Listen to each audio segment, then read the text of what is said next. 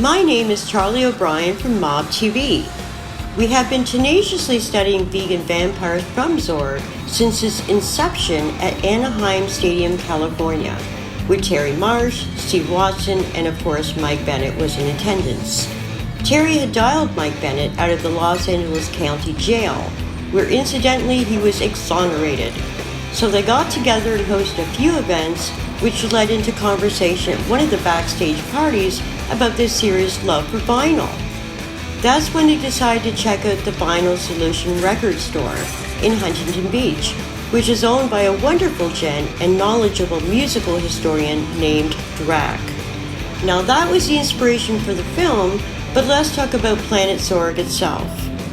Although so-called conspiracy theories are, well, only theories, we conducted our own research tenaciously by utilizing a highly technical and expensive piece of equipment called the Beacon Finder, which was devised and created over 22 years by ex-Michigan University professor Nilo Hooper-Stahn. The results from our extensive research indicate that vampiric vegans are proven to be galactically viable and, more importantly, authentic.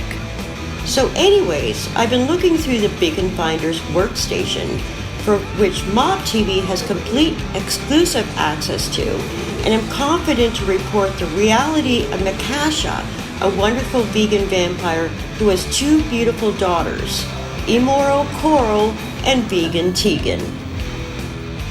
Hey girls, my new love is your new publisher, Ian. And your place in the Zorgian charts is assured. Along with intergalactic stardom? Yes, because I took the liberty of turning him. And so technically now he's Zorgian. Oh, that does actually work if you think about it. Zorg, Ian. Yes, Zorg, Ian. It's my turn for laughter about Zorgian Ian. Zorgian Ian. It's been touched. This is Professor Meprobate from the USA Society of the Ipswich. I thought it only right to point out that if these guys are going to tell the full story, you should see the film. The other guys included that midget wanker at Salo pornographic artist allegedly known as Donna Lloyd. How could you make this powerful? It doesn't matter how. It just matters that I am. You will find a way. Little heroes always say that. And yet I've got a line of corpses behind me, don't I? You are mine now. I'm going to train you.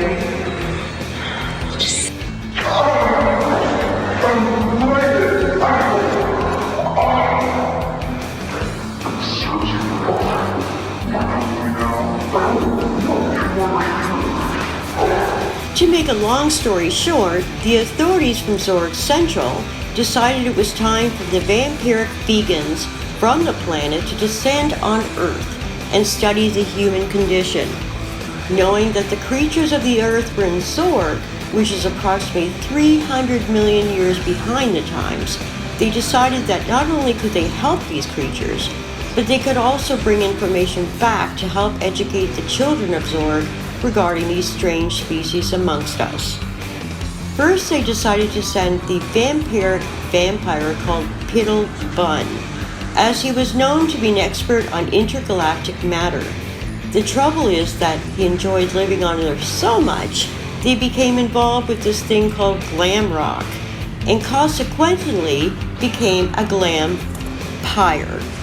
Piddle Bun was getting into all sorts of heavy music like Slade, T-Rex, Motley Crue, Bucks Fizz, and of course the late great glam icon, John Denver. So a second attempt to send vegan vampires to Earth was the involvement with the lovely and gorgeous veganist known as Makasha. Makasha, of who we spoke about earlier, was sent down to Earth with her two daughters, Immoral Coral and Vegan Tegan. They had a healthy interest in the Earth's music scene, but had previously signed a contract with the Zorgian government that stipulated they could not disappear into a cloud of glam rock, and were to utilize the music to bring it back to Zorg, so they could record a hit record that would raise money for the project studying Earth creatures. Before they were to touch down on our planet Earth, according to the Beacon Finder, medication was administered to Makasha and her 2 daughters, which sterilized their minds of footage from hell, where people from Earth were perceived as aliens.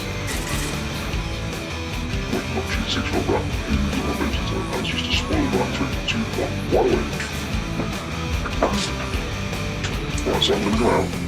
But we've got a babysitter's coming out. I don't want a babysitter. You need a babysitter. I don't need one. I'm old enough to look after myself. I don't need one. Legally, darling, you've got to have I someone. don't care what's legal and what isn't. I just don't need one. Well, you have to have one. I know. Well, I'm your dad, so I say so. I don't care. I don't want one. Before they were to touch down on our planet Earth, according to the Beacon Finder, medication was administered to Makasha and her 2 daughters, which sterilized their minds of footage from hell, where people from Earth were perceived as aliens, as well as footage of the Roswell incident were included in the visions, although we will come to that later in the movie. Or was it a Roswell incident? I don't know. Look for yourself.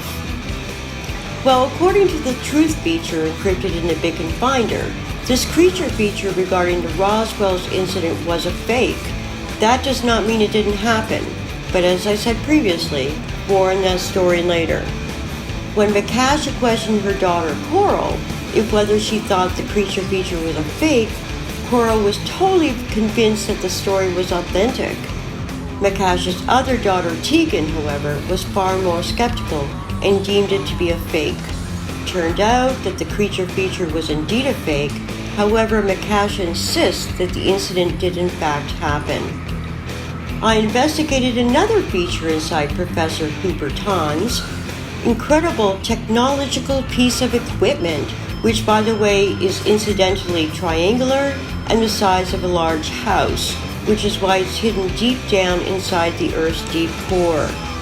It's brilliant how the feature helps keep track, journalistically speaking, of the journey of the vegan vampires. All I need to do is tap into the workstation, type in the details, and voila, it's all there. On behalf of Mob TV, I'm delighted and honored to have the access and be involved with covering the truth with regards to vegan vampires from Zorg.